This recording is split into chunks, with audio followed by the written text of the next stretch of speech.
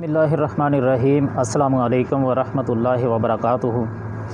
आप देख रहे हैं यूट्यूब चैनल लचक और मैं खुर्शीद अहमद हूँ। मेरी आज की वीडियो का मौजू है बच्चे कहीं चोर न बन जाएं। ये एक बहुत ही मशहूर सहाबी अबू दुजाना रज़ी अल्लाह अन्हु का वाक़या है जो तबक़ात इब्न साद में लिखा है।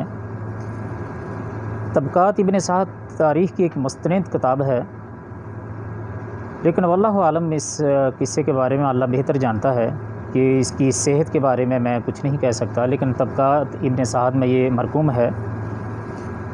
तो वाक़या पूरा सुनने से पहले आपसे गुजारिश है कि अगर आप इस चैनल पर पहली बार तशरीफ़ लाए हैं तो चैनल को सब्सक्राइब कर लीजिए और घंटी के बटन को दबाकर आल पर ज़रूर क्लिक कर लीजिए ताकि हर आने वाली वीडियो आप तक बर वक्त पहुँचती रहे।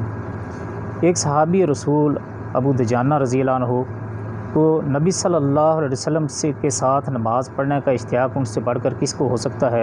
सहाबा कराम को जो नबी सल्लल्लाहु अलैहि वसल्लम से मोहब्बत थी उससे बढ़कर किसको मोहब्बत हो सकती है। और नबी सल्लल्लाहु अलैहि वसल्लम से दुआएं करवाने का जो इश्तियाक, जो शौक़, जो जज्बा उन लोगों में था वो और किसी में नहीं हो सकता। बेशक इस उम्मत के वो बेहतरीन लोग थे। तो उनका ये वाक़या वहाँ तबक़ात इब्न साद में लिखा है कि वो नबी सल्लल्लाहु अलैहि वसल्लम के साथ नमाज़ पढ़ने के लिए आते थे। तो वाक़े की जो बयान है, जिस तरह वाक़या लिखा गया है, इससे ज़ाहिर होता है कि ये फ़जर की नमाज़ के बारे में है। तो वाक़या पूरा सुनिएगा, हमारे साथ रहिएगा, इंशाअल्लाह आपको अच्छी बात मिलेगी। तो अगर हम भी आज उसी तरह सहाबा के नक्शे कदम पर चलना शुरू कर दें तो इंशाअल्लाह हमारे मामलात भी दुरुस्त हो सकते हैं, लेकिन इसके लिए ज़रूरी है कि सहाबा की सीरत को अपनाया जाए। वाक़या कुछ यूँ है कि अबू दुजाना रज़ी अल्लाह अन्हु की हर रोज़ ये कोशिश होती कि वो नमाज़ फ़जर रसूलुल्लाह सल्लल्लाहु अलैहि वसल्लम के पीछे ही अदा करें, लेकिन नमाज के फ़ौरी बाद या नमाज के ख़त्म होने से पहले ही मस्जिद से निकल जाते। रसूलुल्लाह सल्लल्लाहु अलैहि वसल्लम की नज़रें अबू दुजाना का पीछा करतीं।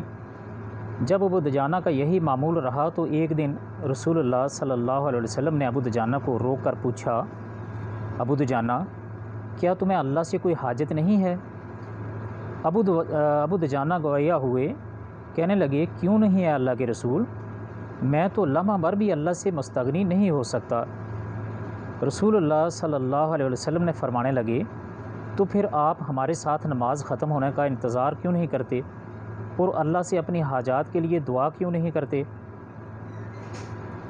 अबू दुजाना कहने लगे, ए अल्लाह के रसूल सल्लल्लाहु अलैहि वसल्लम, दरअसल इसका सबब ये है कि मेरे पड़ोस में एक यहूदी रहता है जिसके खजूर के दरख्त की शाखें मेरे घर के सहन में लटकती हैं, और जब रात को हवा चलती है तो इसकी खजूरें हमारे घर में गिरती हैं। मैं मस्जिद से इसलिए जल्दी निकलता हूँ ताकि इन गिरी हुई खजूरों को अपने खाली पेट बच्चों के जागने से पहले पहले चुनकर इस यहूदी को लौटा दूँ। मबादा वो बच्चे भूख की शिद्दत की वजह से इन खजूरों को खा ना लें।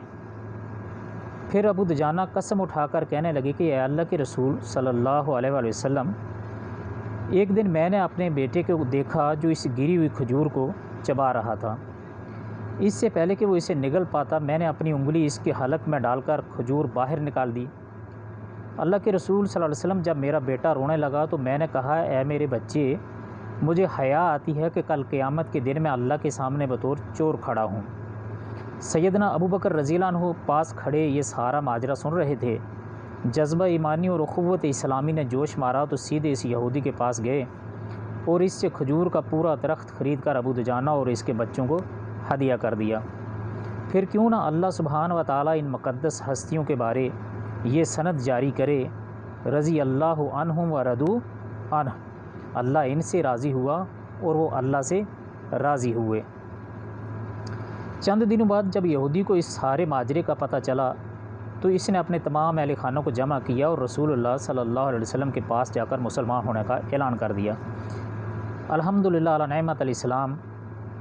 अज़ीज़ भाइयों, दोस्तों, अबू दुजाना तो इस बात से डर गए थे कि इनकी औलाद एक यहूदी के दरख्त से खजूर खाने से कहीं चोर न बन जाए। और आज हमारा क्या हाल है कि आज हम अपने मुसलमान भाइयों का माल हर नाजायज़ तरीके से खाए जा रहे हैं। कैसे कैसे کرپشن کر رہے ہیں اور ہمارا ضمیر ہمیں ملامت تک نہیں کرتا۔ تو یہ پورے ہی تقریباً ہمارے ملک کا یہ المیہ ہے، اور تقریباً آج کل تو ہر جگہ پر ایسا ہی ہے۔ اگر کسی کو جس جگہ کا بھی آپ مسئول بنا دیں گے، چاہے دین کے کاموں میں بھی اس طرح کے بہت سے واقعات سامنے آئے ہیں کہ لوگوں نے کرپشن کی ہے، تو یہ پورا ہمارا قومی المیہ ہے۔ تو دیکھیں ایک صحابی نے اللہ سے ڈر کر، کتنا اللہ کا خوف تھا ان لوگوں کے دلوں میں، کہ صرف ایک کھجور جو وہ بھی اس نے چوری کی نہیں بلکہ ہوا سے گر گئی اس کے صحن میں، اور وہ شاخیں بھی ان کے صحن میں ہی گر رہی تھیں، تو اگر وہاں سے وہ بچہ کھا لے گا، حالانکہ بچے کا وہ چوری بنتی نہیں ہے کیونکہ بچہ ہے، اور نبی صلی اللہ علیہ وسلم نے فرمایا ہے کہ مرفوع قلم جن لوگوں کو فرمایا ہے اس میں یہ بھی ہے کہ جب تک بچہ بلوغت کو نہ پہنچ جائے، تو اگر وہ کھا بھی لیتے وہ کھجوریں تو وہ چوری کے زمرے میں نہیں آتی تھیں۔ لیکن ایک صحابی کا خوف اور اللہ پر ایمان اور جنت کی طلب دیکھیں کتنی سخت تھی، تو کیا ان لوگوں کے ایمانوں کے ساتھ ان کے ایمانوں کے برابر ہم پہنچ سکتے ہیں؟ ہمارا المیہ یہ ہے کہ ہماری بنیاد ہی رشوت پر کھڑی ہے۔ کسی بھی محکمے میں کسی بھی آدمی کو اگر نوکری حاصل کرنی ہو تو جب تک وہ رشوت نہیں دے گا، حتیٰ کہ میں نے دیکھا اپنی آنکھوں سے کہ لوگ پینشن لینے کے لیے ڈاک خانے آفس جاتے ہیں، تو وہاں بھی جا کر ان کو کلرک کو رشوت دینی پڑتی ہے 150 روپے، تو پھر جا کر ان کی پینشن ملتی ہے۔ تو عزیز دوستو، یہ تھی ہماری آج کی ویڈیو، اور فلاح اسی میں ہے کہ ہم بھی صحابہ کرام کی سیرت کو اپنائیں اور اس پر چلنے کی کوشش کریں۔ آپ سب کے قیمتی وقت کا بہت بہت شکریہ۔ امید ہے آپ کو ویڈیو پسند آئی ہوگی۔ السلام علیکم ورحمۃ اللہ وبرکاتہ۔